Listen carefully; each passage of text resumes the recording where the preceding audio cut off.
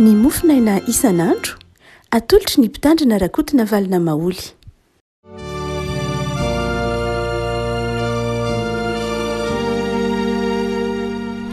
Fanavaravantsika rehefa avako malalatra hatrety sabotsy fa efatra ambin'ny folo volana novambra ity dia manonona ny fiadanan'ny tompontsika ny mofinainantsika anio dia ny Luka toko fahaenina ambin'ny folo dimy voalohany ka hatramin'ny fahavalo.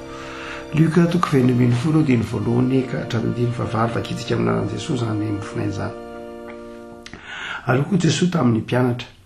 Nisy olona manan-karena anankiray nanana mpitandrina ny fananany ary ile iny dia nampangainy olona taminy fa mandany ny fananany. Ary nampaka azy izy ka nanao taminy hoe ahoana zao fandrenesako anao zao,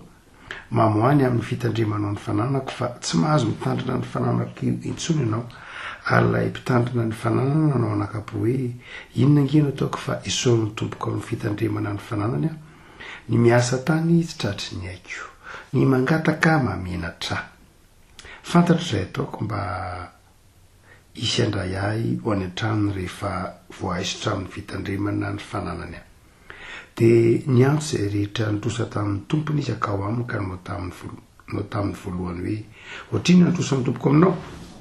ary hoy io dia leolenjatony famarana. Dia hoy izy taminy koa ity raiso ny taratasonao ary mipetra faingana ka 50 no soraty. Dia hoy izy tamin'ny anankiray koa ohatriny kosa nitrosa aminao, ary hoy izy varenjatony famarana. Dia hoy izy taminy ity raiso ny taratasonao ka 20 no soraty. Ary ny tompony dia ilay mpitandrina tsy marina satria nanantsaina izy fa ny zanako zao tontolo zao dia manantsaina kokoa ny amin'ny karazany noho ny zanaky ny mazava. Ray masino manao masinana ny fahamarinana ny teninao no fahamarinana. Amen. Fanohana somary hafahafa ny fandrenesana azy ry havana satria ny fehin'ilay teny amin'ny 5 dia manao hoe ary ny tompony dia ilay mpitandrina tsy marina satria nanantsaina izy. Zany hoe to misy fankasitrahana olona tsy marina eto. Fa inona dikany? Hoy Jesosy tamin'ilay fanoharana manao hoe nisy mpanan-karena anankiray dia napiasa nanankina ny fananany tamina mpitandrina ny fananany izy, ary io mpitandrina ny fananany io dia tsy nahatoky fa nandany lany foana ny fananany. Ary efa niveriny izy dia nandreny hoe tsy milamina ny fitandremana ny fananany dia nanapa-kevitra izy nandray andraikitra ny amin'ity mpitandrina ny fananany ity izay tsy mahatoky ka dia nampitsahatra azy ny amin'ny fitantanana ny fananany izy, ary dia ho very asa zany ilay mpitandrina tsy marina, ilay mpitandrina tsy mahatoky ny fananany ity mpanan-karena ity, dia io fa ho very asa izy.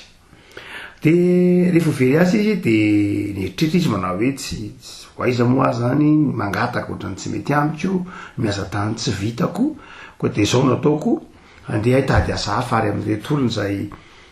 ananany tompoko trosa reto izay mpanambola ihany koa, dia any amin'ireny no azahoako, ataoko izay hitiavana ireny, ataoko izay azahoako fity amin'izy ireny, ataoko izay ananan'izy ireny trosamiko moraly, amin'ny lafiny moraly io zany, dia amin'izay fotoan'izay hanome asa izy. Dia hoy ny tompony manao hoe tena niteran'ilay mpitandrina tsy marina izy satria nanantsaina izy. Ny antony niteran'ilay tompony azy eto dia tsy nitoetra ratsiny loatra, tsy izy fetsifetsy tsy zay, fa noho izy nanantsaina. Nakasitrahan'ny tompony nanaovan'ny tompo fanoharana eto rehefa kovalala dia tsy ilay toetra tia vola na ilay toetra tsy marina na ilay tsy fahamendrena na ilay fetsifetsena, fa hoy izy manao hoe ny tompony dia ilay mpitandrina tsy marina satria izy nanantsaina. Detika tsara fa amin'ity andininy ity dia manazava ny tompo any amin'ny efa nanazava ny tompo amin'ny andininy io mikasika ny vola, mikasika ny arena, ary dia mitoy ety amin'ny bokyny lahy ety amin'ny Lazarosy sy ilay mpanan-karena izy io amin'ny andininy fa 7 sy manaraka. Hoy manao hoe ao anatin'ny tokotaniny fitantanana ny arena ny fanomezam-pahasoavana no hanomezan'ny tompo ity fanoharana ity. Izy manao hoe zava-dehibe zany ny fampiasan-tsaina. Zava-dehibe ny fampiasan-tsaina. ozy manao hoe ny deran'ny tompony ity zany na zava-dehibe am'ty fanoarana ity de tsy lay fetsifetsena loatra fa ny farany hitatsaina ny fahaizany mampiasa ny saina nahoana ara ny zava-dehibe rehafako malala ny hoe ny fanana-tsaina am'izao toetrandro tonjato enantsika zao a de tonjato ny ataontsika hoe tolora-potsiny ndraindray kamo mampiasa saina ny olona zay mahay mampiasa ny fitaovana kehitriny zay mahay mampiasa saina de tena mampiasa saina tokoa fa miamalaina koa de vokatry ny siansa vokatry ny fahalalana mazokazany de miamalaina ihany miakamo mampiasa saina ny olona ary hitatsika na de fandaram-pianarana aza maneran-tany de rehefa tao mitombana de betsaka no matsiary fa tsy de mitatahaka ny fampianarana tany amin'ny taonjato tany alohatra ny alalan'ny fampiasan-tsaina no zany de hitasika kehitriny fa mandroso be ny siansa ho an'izay tena ao anatin'ny tokotanin'ny fikaroana tokotanin'ny fampiasan-tsaina de mandroso zany fa ho an'izay ivelany zany kosa de miabado hatrany ary mibetsaka nelanelan'ny ataontsika hoe ny ireo zay fahalalanareo zay tena mampiasa saina sy ireo zay tsy ao anatin'izany eto ary afaka de midera ity mpanompo ity ny tompony a noho n'izy mampiasa saina maharan-tsaina nahoana ny afaka malala ny hoe zava-dehibe ny fampiasan-tsaina mizoatra masina ndray mantsy de mety hovelitsika fa tsy ilana ny saina fa ny finoana na ny vavaka zay tena zava-dehibe tokoa fa eto Jesoa tena mampianatra antsika mihitsy a fa tena ilaina mihitsy ny fampiasan-tsaina ry havana tena ilana ny fampiasan-tsaina ary iny le fampiasan-tsaina tadiavin'i Jesoa eto dia ny ananantsika saina voalohany indrindra mba hahafantarantsika aloha ny tenantsika sy ny fetratsika mampiasa saina mba hahafantatra ny tena izy hoy ilay mpitandrina ny fananana tsy marina eto miasa tany tsy tratry ny aiko ny mangataka mahamenatra zany hoe tena olona mieritreritra ity olona ity ary ny kristiana rehefa koa malala de olona tokony eritreritra tahaka zany mampiasa saina tahaka zany fantatrao ny fetranao fantatrao ny tsy zakanao fantatrao ny fanomeza-pahasoavanao ary zay fahafantaranao ny tenanao zay no ahafahanao mipetraka amin'ny toerana tokony isy ianao sy ahafahanao mipetraka amin'ny toerana ahafahanao mametraka ny hafa amin'ny toerana tokony isy azy fantatro ny tenako raha ity zany lay mpitandrina tsy mara mpanompo mpitandrina fanana tsy mara izy manao hoe fantatro tsara ny tenako ka izao tena tsy vitako zany hiasa tany zany fantatro tsara fa mihinatra koa any amin'ny mangataka rehefa malala manana zay maizy azy zany ity mpitandrina fananana tsy mariny ity ary fantany tsara ny tenany ary rehefa fantany tsara ny tenany de izao mikaroka vahaolana izy am'izay fahafantarany tenany zay betsaka ry avana mety gabytsy mety mieritreritra hoe ahoana zany ngamo ny olona rehetra mahafantatra ny tenany ngamo ny olona rehetra tsy ahafantatra ny tenany ngamo tsy ahafantatra ny fetrany tsy ry avako mila mahay mandiny tena mahay mampiasa saina ianao ahafantarana hoe hatraiza ny tsy zakany azy zava-boninahitra ao mahay ianao anao hoy izy manao hoe de tena tsy vitako mihitsy kosa aloha ny mangataka fa misy ry avako malala olona finaritra mangataka misy olona zarany ara misy toe-javatra ararotana angatarana misy ara-karazan'olona na karazana toe-pisaina mihitsy tia mangataka ary misy ara-moa amin'ny kolotsaina malagasy zay karazana vondron'olona zay tena ataontsika hoe koloina mihitsy kolotsaina ny fangatara ohatra araka ny lovatsofina de misy ny atao hoe androso ohatra sanatry iny zany dia izay kolotsaina mihitsy ny fangatarana ary eto de asehon'ilay olona manatsaina sy meritreritra ty fa enatra ny mangataka mahamenatra ho an'ny olona mahay mampiasa saina tsara zany ho an'ny olona mieritreritra tsara zany de tokony ho fantany fa enatra zany mangataka tsy voninahitra ny fangatahana. Raha toa ka mijery afaka malalantsika ny fiainam-piarahamonina ankehitriny a de tondra indray raisitsika ho voninahitra ny mangataka. Ary na de manoratra taratasy ary tsika irindray de manao hoe voninahitra ho anay ihany nefa ao ambany ao fangatahana. Voninahitra ho anay olona tahako izao na mpitondra tahako izao na fikambanana tahako izao nanoloatra aminao mba hangataka. Le avako malala eto de mampianatra antsika mihitsy ny filazaraka ny lioko fa tsy hoa niterain'ny tompony ity olona ity satria natsiaro izy fa tsy voninahitra mihitsy zany hoe mandeha mangataka eny amoron-dalana, tsy voninahitra mihitsy zany hoe mangataka amin'ny mpiarabelona. Raha ohatra ka misy misaotra masina ravako malala mangataka de olona trapasa iranana izy, misy voiny izy. Zay no misaotra masina ny mangataka. Ohatra hoe kamboty, mpitondra tena, ravafanana, tratry ny fahasimbanjavatra, tratry ny herisetra, zay dia ekeny ny misaotra masina ny fangatahana. Fa ity olona ity tsy zany, fa ity olona ity vosaina, manatsaina, mana zay maizy azy, nanana ny asany, nanana didy aman'andraikitra, nanana toerana nefa mangataka de tsy voninahitra zany afaka malala de tokony eritreritra isika fa raha mijery ndetontsika hoe ny fiainam-pirenena, ny fiainam-pirenena isan'ny firenena mahantra indrindra ty Afrika isika, mahantra indrindra ty maneran-tany mo ty Afrika safafiry dia tokony ho fantatritsika satria raha atao ka jereny isika dia isan'ny ataontsika hoe tahaka ity mpitandrina na mpitantana tsy mahay mitantany ty ity mihitsy isika zay nomen'Andriamanitra zavatra petsaka ny firenena, nomen'Andriamanitra firenena zay tsy hoe de misy kataklisma na loza voajanahary mitohy tondra-drano manenika ny Madagasikara na tsy misy hoe ady trano mitohy na tsy misy hoe fifamonoana sanatria nefa misy arenan-kibon'ny tany, misy tany mahavokatra nandapitrisany hektara, misy tanora atsasaky ny mponina mbola tanora afaka miasa latsaky ny 7 taona ny arenan-kibon'ny tany mbola betsaka ny tsy voatrandraka ny tontolo iainana isan'ny ataontsika hoe ny biodiversité isan'ny 20 tsara indrindra na eto ambonin'ny tany sy ny sisa rehetra ananantsika izany rehetra zany. Fa tahaka ity mpitantana ny fananana ity tsika tsy mahay mitantana. Hoy ny filazana andininy voalohany, mandandany ny fananany,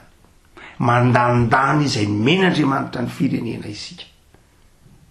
Ary de am'izay fotoana zay ary rehefa mandanindany zay rehetra men'Andriamanitra atsika isika de izao io famorona any amin'ny fangatahana. Ary de betsaka ny zavatra angatahantsika riavana amin'ny firenena maneran-tany. Na de ny farafahakeliny tokony ho vitatsika de ankinantsika amin'ny any velany. Aiza eto ambonin'ny tany de ataontsika hoe ny misy firenena ka ny fanabeazana de mbola endrasana fanampiana. Ny ataoko hoe ny sosialy endrasana fanampiana. Tsy gaga isika raha ohatra ka ny olona zay manohana atsika nizaniza de manakolazaina amintsika satria tsika mangataka am'izay rehetra hitatsika sanatria tokony fantatsika riavako malala fa ny olona manatsaina ny baiboly, ny olona manatsaina na kristianina manatsaina tahaka atsika pino de tokony atsiaro homenatra am'izany hoe mangataka zany, tsy toetra ny mpanompon'Andriamanitra ary tsy nalamin'ny tompo, tsy fandaharam-potoana ny tompony hoe olona salama, olona manatsaina, olona tahaka ny vahoaka malagasy no mangataka amin'ny zavatra rehetra mety ilay. Le avako malalo voalohany zay no hoe inona mampanatsaina ity olona ity, manatsaina izy satria fatany tsara no hoe etsy ny atao, manana ny aja mamboninahany tsy tia no voaloto izy. Eto zany ny tompo tsy la izy fetsy io tsika teo no derain'ny tompo fa izy manana zay maha izy azy ka hoe anza tsy tia mangataka. Fa faharoa de izao inona koa nataontsika hoe farany hitatsainy ty olona ity fatany tsara koa ny zavatra tsy vita misy manao hoe de tsy vita kosa aloha ny ampiasa sandry no hoe ampiasa sandry asa tany tsy vitako za betsaka rehavako malala ny olona ny tsy mahafantatra akory ny hoe atraizany vita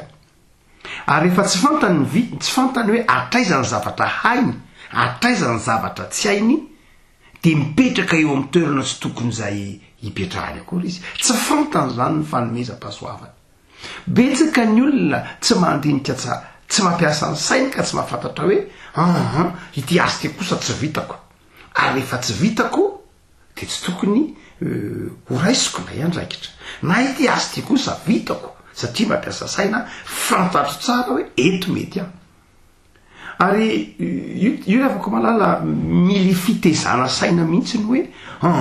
za marina fa nianatra ohatra ny olona anankiray marina fa manana fahaparana tak'izao ny olona anankiray fa izao move tena fantatra hoe mety aminao sahazanao lay asa tak'izao raha toa ka jerena raha afaka malala ny ataontsika hoe aty Afrika eo amin'ny lafiny fitatavan'asa na fikarohan'asa de sangy betsaka reo ataontsika hoe olona izay indraindray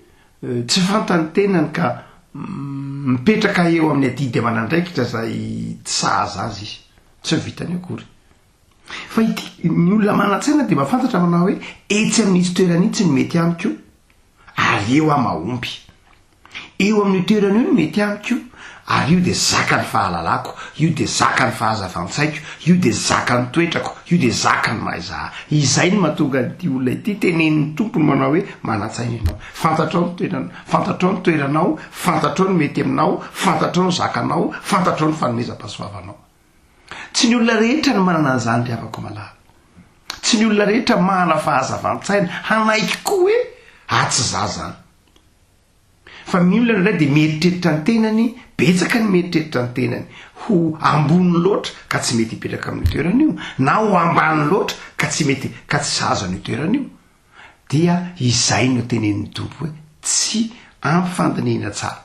fa ny olona ampifandinihana tsara de mahafantatra ny hoe eto ny toerana tokony misy ara-tsaina eto ny toerana tokony misy arak'asa no zany sahaza sy mety amiko tsara ty eto kosa tsy zakako eto kosa tsy mety amiko ka izao no tokony ataoko tena lafiny zavatra zay mahatonga ny tompo eto iteny kely avana manao hoe zanako zao tontolo zao hoe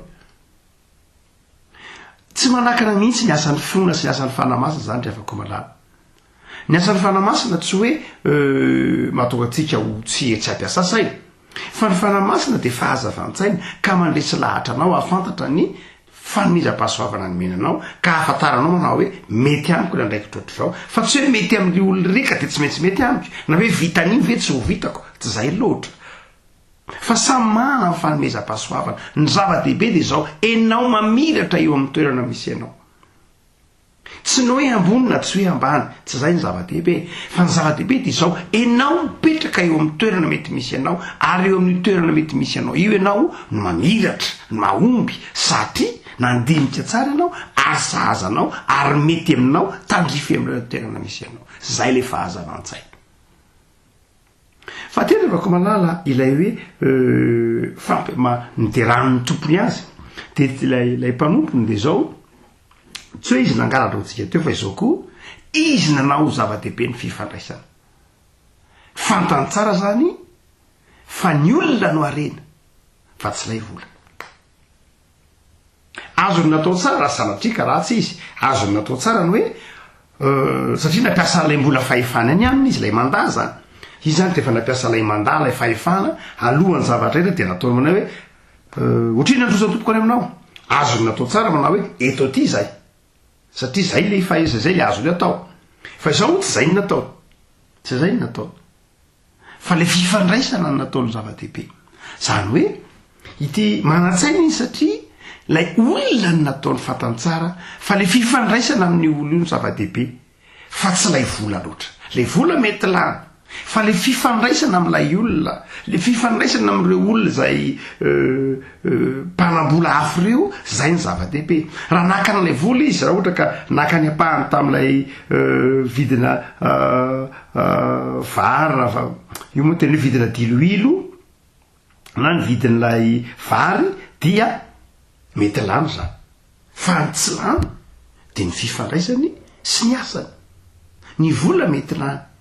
fa ny asa sy ny fifandraisana maharitra zay ny mahatonga ny tompo teny hoe tena maranitra ary tena nampiasa saina ity olona ity fantany tsara ny tena arena ny tena arena de tsy ny vola akory fa ny tena arena de ny olona betsaka rehefa ko malala ny olona mieritreritra ny hoe ny vola ny tena arena fa ho an'ny olona tena marantsaina de mahafantatra fa tsy ny vola no arena fa ny vola mety lany ny vola mety miena vidy ny vola mety miendanja ny vidiny ny vola mety tsy azo ampiasaina ninninna fa ny olona ny tena arena ary zay mahatonga ty olo ty miteny hoe maranitra ny tonjatony antsika rehefa malala de raha fantatra tsara ny tonjatony antsika moa ny tonjatony kapitalisme tonjatony kapitalisme ary nandritra taona maro de nieritreritra foana ny olona fa ny kapital na nyreny vola dia ny fitaovam-pamokarana fa ny tonjato enatsika faraparany tamin'ity tonjato ity no nanomboka nahatserovan'ny olona fa ny olona no arena zay natongany hoe amin'ny ankapobeny amin'ny toeram-piasana dia ny ressources humaines natonga le foveterana mihitsy hoe loharano nge loharano karena ny olombelona ary am'izao tonjato enatsika sao de zao tena arena mihitsy ny fahazavan-tsaina arena ny olona zay mahatonga nyty olo ty zany noderain'ny tompony hoe mahafantajavatra izy marantsaina izy fantany ny tena arena fa kainy arena ny olona sy ny fanomezam-pahasoavan'ny olona fa tsy ilay vola tsy ilay mamona akory iny mety lany iny ho an zay mahatakatra an'izay de zao marantsaina izy hoy ity fanomarana ity am'izao tsika mezaka zany afaka malala de betsaka ny firenena nahatakatra fa raha ohatra ka hain'ny firenena anankiray ny mampiasa ny amaroan'ny olona ao aminy hamokatra arena ho tonga arena de zao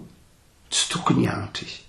ny firenena zany na mieritreritra fa ny vola ihany no arena de tsy maintsy hiamanitra izy satria miandanja ny vola fa ny firenena na ny olona mieritreritra fa ny olona miasa ny loharanony arena dia izay ny marantsaina izy ny afaka malala amin'ny tonjato enatsika zao de mifanohitra am'izany ny fijerin'ny olombelona mifanohitra am'izany sitrapon'Andriamanitra ndray le verin'ny olona fa ho arena de ny vola ary de ataon'izay hanenana ny olombelona satria ny heveriny fa ny vola ny zava-dehibe amin'ny fotoana eritreretan'ny olombelona fa tsisy hevontsony vola io rehefa lany ny ala tsisy hevontsony vola io rehefa lany ny rano tsisy hevontsony vola io rehefa lany ny rivotra madio tsisy hevontsony vola io rehefa tsisy olona tsony hafa afaka hividy sy vatra eo de efa tary zay fa tokony ho fantatry ny olombelona tokony ho fantatritsika kristianina fa zao ny olombelona ny arena ny olombelona ny men'Andriamanitra ny arena tsy kisendrasendrangera toka ny olombelona no arin'Andriamanitra farany satria izy no arena fa zao rehefa ko malala ny fiheveratsika fa ny vola iny no arena de zao mampahantra atsika io satria ataotsika tanjona am'izay fotoan'izay le ny vola rehefa tsy tanjona topotsika izy am'izay fotoan'izay ary arakaraky ny anototsika azy anefa no anandevozany atsika ary arakaraky ny andevozan'ny vola atsika mahatonga atsika miamanitra fa zao rehefa ko malala arakaraky ny hatsapatsika fa fiasana izy fitaovana izy hoentina manatratra ny tanjona hoentina manatratra hoentina mampisy fivelarana hoentina mampisy fifaliana hoentina mampisy fifandraisana hoentina mahapisy fiainana am'izay maha olombelona izay de zay ny farany tatsay inona ny hevim-panahy rehefa ko malala inona ny hevim-panahy ny Luka 4:20 ty dia ny fanazavany Jean Calvin ny Luka 4:20 ty raha nanao an'ity toritiny ty Jean Calvin de zao ny fanazavany voalohany indrindra de zao zava-dehibe ny fahazavaotsaina mandeha araka ny fahasoavan'Andriamanitra. Aza miankina amin'ny sainao fa ataovo tsapanao fa sarobidy ny fahazavan-tsaina ao anatin'ny fampiasana ny fanomezam-pahasoavana ny men'Andriamanitra. Lay fanamasin'Andriamanitra izay niraisitsika tamin'ny alalan'ny finoanan'i Jesosy dia mahatakaratsika ny fanomezam-pahasoavantsika ary mahatonga atsika mampiasa saina ahafahantsika mivelatra sy mampivelatra ny manodidina atsika. Fa ny faharoa dia izao, aza mieritreritra any mamoana ho arena. Fa ny tena arena dia ny fifandraisanao amin'ny mpiarabelona aminao. Ny tena arena dia ny olombelona. Ny tena arena dia ny olona sy ny fanomezam-pahasoavana. Ary tonga ho azy ny vola rehefa ampiasain'ny olona ny fanomezam-pahasoavana. Tsy ny vola ny tanjony fa ny fampiasana ny fanomezam-pahasoavana, ny fampiasana ny olona, fampiasan'ny olona sy ny fotoanany sy ny farany hitatsainany no miteraka ho azy ny vola. Ny vola dia conséquence, vokatra fa tsy tanjona akory. Rehefa hainao no mampiasa ny fanomezam-pahasoavanao, hainao no mampiasa ny manodidina anao, hainao no mifandray amin'ny mpiarabelona aminao ao anatin'ny fahataoranan'Andriamanitra sy fanajana ny hafa ary fahatokiana an' Jesosy Kristy Tompo sy mpamonjy dia tonga ho azy. Teraka ho azy ny vola. Tsy tanjona izy fa omen'Andriamanitra kado fotsiny. Matokiny afaka malala n'Andriamanitra ary ampiatrao amin'Andriamanitra ny fiainana ary meteza ampiasa saina, meteza ho tarihy ny fanan'Andriamanitra ahafantaranao fa ao anatina firenena manitra isika tsy voninahitra ny fangatahana fa mampiasa kosa ny fanomezam-pahasoavanao, mampiasa ny farany hitatsainao, mampiasa ny manodidina anao ahafahanao mahana izay mahainao anao. Tsy ny hafetsena akory fa ny fampiasana ny fanomezam-pahasoavana ao anatin'ny fahafantaranao ny sitrapon'Andriamanitra. Ivavaka sika. Tompo, misaotra anao zahay no ity fanoharana izay nomenao anay ity fa zava-dehibe aminao ny fahazavan-tsaina, ny farany hitatsaina. Efa lavitra anay raha teo anao manao hoe endre tahaka ny menarana. Ary nanafatra anay ianao mba ahaizanay mampiasa ny saina izany amin'ny alalan'ny fanarahana anao, fiasan'ny fanahinao masina ty anatinay. Dia ampianary ray tompo mba ahafantatra ny tenanay, tsy ho diso fijery ny tenanay ka atsiaro ny tenanay omenatra eo amin'izay andraikitra omenao anay, na koa atsiaro ny tenanay ho ambony ka eboebo amin'izay andraikitra omenao anay, fa aoko tsapanay ho fantatray ny fanomezam-pahasoavana nomenao anay, fantatray ny tenanay ny zakanay, ahafahanay mifaly